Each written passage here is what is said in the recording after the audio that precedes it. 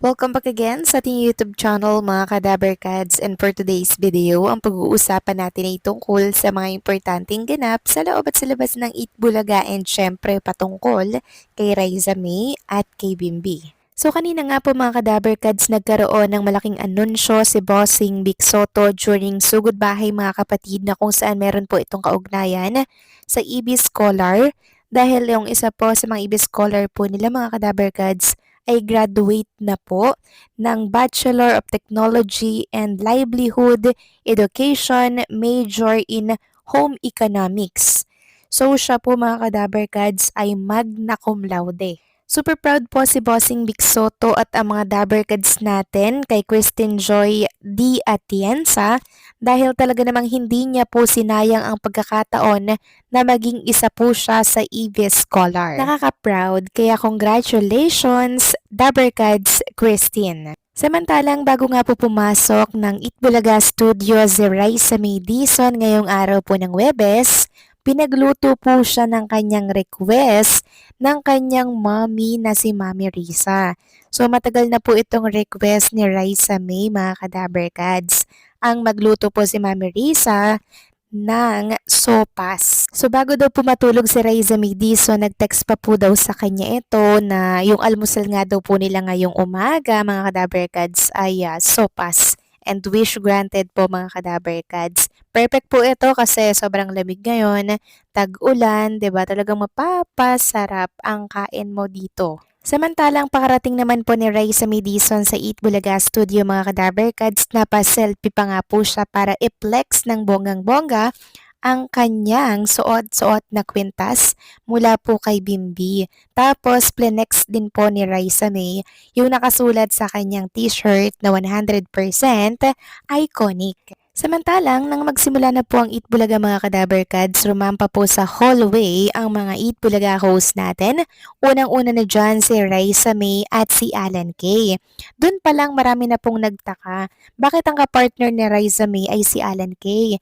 Dapat daw po ay si Bimbi. So yun pala, wala pong Bimbi ngayong araw po sa Eat Bulaga mga Kadaberkads. Kaya naman ang dami na namang nagtatanong, bakit walang Bimbi ngayong araw po ng Webes? Ayon nga po dito sa nabasa natin mga Kadaberkads, narito po ang totoong kasagutan. Marami na naman ang nalungkot ngayong araw dahil wala si Bimbi sa Itbulaga. Bakas din sa mukha ni Raisa na hindi ganon kasaya dahil walang Bimbi sa tabi niya. Pero kahit walang Bimbi, lagi namang suot ni Raisa ang mamahaling kwintas na bigay ni Bimbi sa kanya, para nga naman makita at maisip ng viewers na nagmamahal sa kanila, na wala man si Bimbi pero andito lang siya sa puso at isip ko, para din syempre pakalmahin ang mga fans sa mga nagtatanong naman bakit wala si Bimbi ngayong araw sa Itbulaga. Rest day po ni Bimbi ngayong araw ng Webes. Bukas pa siya or sa Sabado present. Kaya wag na po tayong malungkot dahil kagabi naman nagbigay ng ayuda si Sir Jack. Sapat na yon para tayo ay hindi mangulilat sa maybe. At every time na wala si Bimbi sa Itbulaga, nanonood yan sa TV nila para i-monitor si Raisa. Bantay sarado si Raisa kahit wala sa EV si Bimbi. Sana totoo ang nabasa ko na si Bimbi sinusundo talaga si Raisa pag RD nito.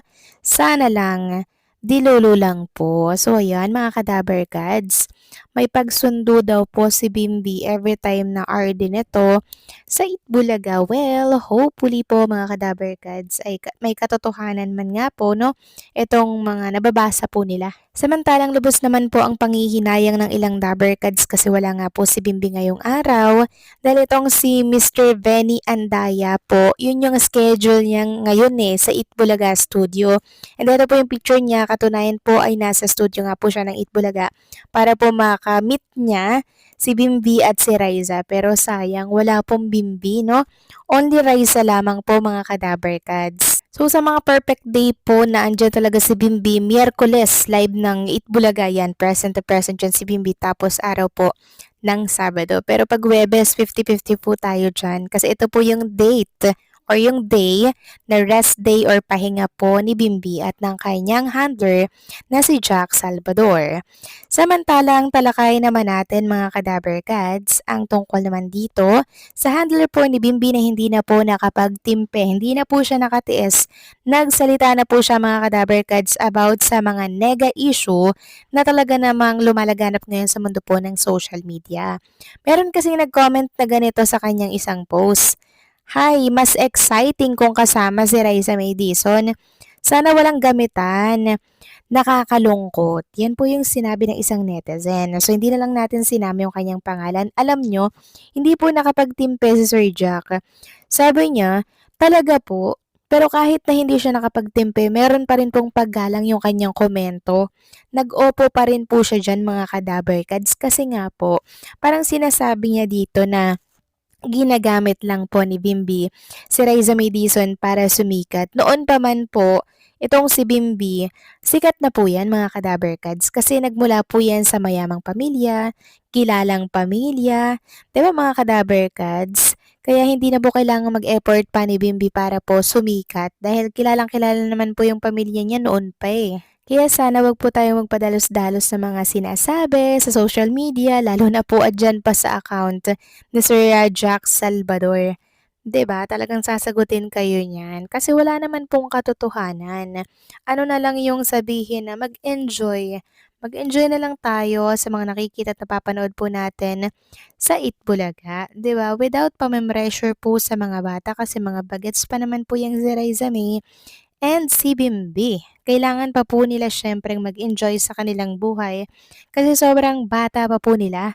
Kung bagay papunta pa lamang po sila mga kadaberkads, tayo pong matatanda na, pabalik na po tayo. Kaya kung ano man po yung mga naibibigay po nilang pagpapasaya sa atin, enjoy na lamang po natin yan. At ipagpasalamat syempre, lalo na po kay Jack Salvador, na lagi pong nagbibigay ng ayuda every time po na wala si Bimbi, or every time po na hindi natin nakikitang sweet si Bimbi at Raisa dito po sa camera. Kasi nasa BTS po ang sweetness mga kadaberkads. Meron pa nga po ako nabasa na tila daw baga nililimitahan po itong sweetness ni Raisa and Bimbi on camera.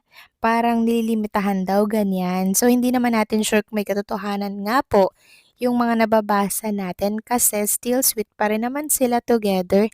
'Di ba? And wala naman pong nagre-restrict sa kanila. Marahil inuuna lang po talaga nila yung trabaho, 'di ba, over pagpapakilig kasi kaya andyan po si Bimbi at Raisa para magtrabaho, 'di ba? At makapagpasaya po sa mga Dabarkads natin na talaga namang sumusuporta at sumusubaybay sa programang Itbulaga. Kaya sana 'wag na po tayong nega, okay? Dito lang po tayo sa totoo at laging tandaan, wag nating ipe-pressure si Raisa at si Bimbi, okay? So, paano mga ka-Dabarkads? Hanggang dito na lamang po ang update natin at maraming salamat sa inyong patuloy na pagsuporta.